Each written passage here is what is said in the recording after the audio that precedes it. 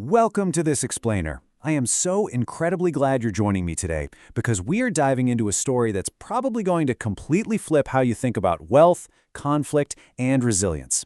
Today, we're unpacking the nation of Angola. It's a country with a history so deeply layered and a modern reality so completely contradictory that it's honestly a bit of a puzzle. And I want to kick things off by setting up the central mystery we'll be exploring today. Okay, let's dive right into this. 48%. It's almost hard to wrap your head around, but according to the data, nearly half of Angola's entire population relies on foreign food aid just to meet their basic nutritional needs. Think about that for a second. Almost half the country is struggling with daily food insecurity entirely dependent on outside assistance just to survive. And that leads us to a massive question, because here is the sheer paradox of the whole situation. Angola is independently blessed with unimaginable natural riches. We are talking about vast oil reserves, diamond mines, and multiple naturally flowing rivers that are absolutely perfect for year-round agricultural irrigation. By all geographic measures, it should be an agricultural powerhouse, yet it grapples with this profound poverty and hunger. So how does a nation bursting with such incredible natural resources struggle so hard to feed its own people? Section 1. Kingdoms and Conquerors. To really solve today's paradox, we can't just look at modern headlines. We have to rewind thousands of years back into the very bedrock of the region's history. See, long before any European contact, this territory was absolutely thriving. Angolans today have Khoi and San ancestry, stretching back an incredible 25,000 years. Then, around 300 BCE, Bantu speakers started settling in, bringing early Iron Age agriculture and new social structures with them. This eventually culminated in the 15th century, with the rise of incredibly wealthy centralized kingdoms. It was only much later, in 1482, the Portuguese navigators actually showed up on the coastline. When those Portuguese navigators arrived in the 1480s, they didn't find an empty map. They encountered legitimate pre-colonial powerhouses. We're talking about the Congo Kingdom, operating out of its bustling capital, Manza, Congo. They functioned with an incredibly centralized government, complex tax laws, and vast commercial networks. And just to the south was the Ndongo Kingdom. This was a super fascinating, immensely wealthy matrilineal society centered around a sacred Queen Mother, completely sustained by booming agriculture and massive trade routes. But as you might guess, the arrival of Europe kicked off a devastatingly dark chapter, the transatlantic slave trade. Millions of people were enslaved and transported, but the internal devastation on the continent was just as profound. Centuries of grueling Portuguese exploitation deliberately fractured ancient tribal alliances. It fundamentally altered the social fabric, literally forcing peaceful peasant agricultural communities to transform into warrior cattle-herding cultures just to survive the constant warfare and conquests. Section 2. The Fight for Freedom. Fast forward to the mid-20th century. That immense historical pressure, those decades of brutal colonial suppression, finally boiled over into a fierce armed struggle for independence. But here's the absolute crucial part. This wasn't one unified rebellion. The struggle was defined by three distinct rival nationalist organizations. You had the MPLA, which was a Marxist-Leninist group drawing heavily from urban elites. Then you had the FNLA, rooted in the northern Bakongo elite. And finally, UNITA, which drew a massive support base from the Ovimbundu people down in the south. This armed struggle against the Portuguese began in 1961 and raged for well over a decade. But the ultimate tipping point actually happened across the ocean. In April 1974, the Carnation Revolution in Lisbon abruptly overthrew the Portuguese dictatorship. This suddenly triggered a hasty, incredibly chaotic transfer of power back in Africa.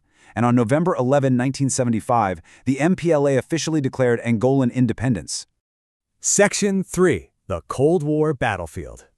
You'd think independence would be this joyous turning point, right?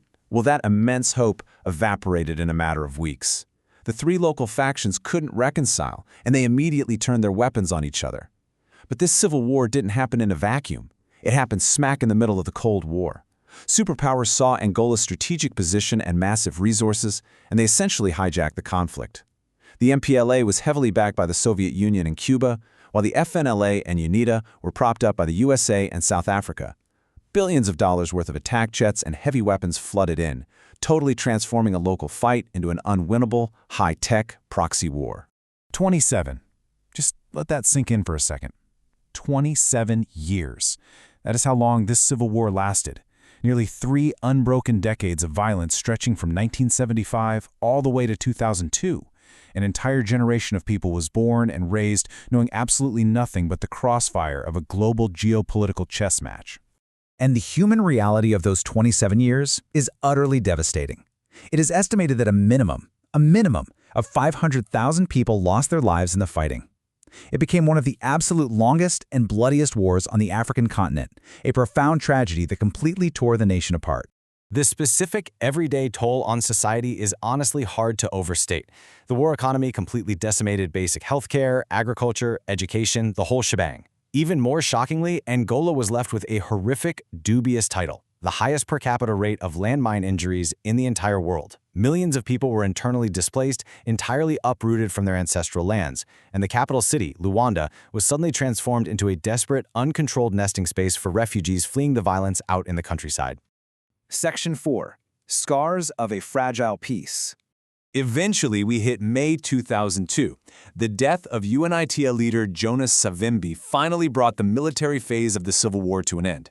But as we all know, a peace treaty on paper is very different from peace in practice. And this brings us right back to our initial paradox.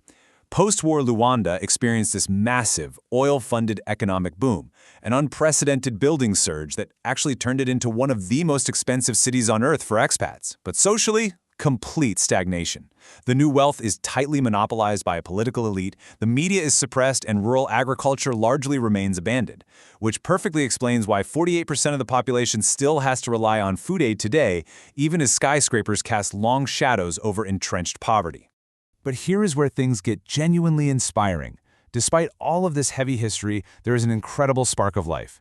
Angola is experiencing a true cultural renaissance.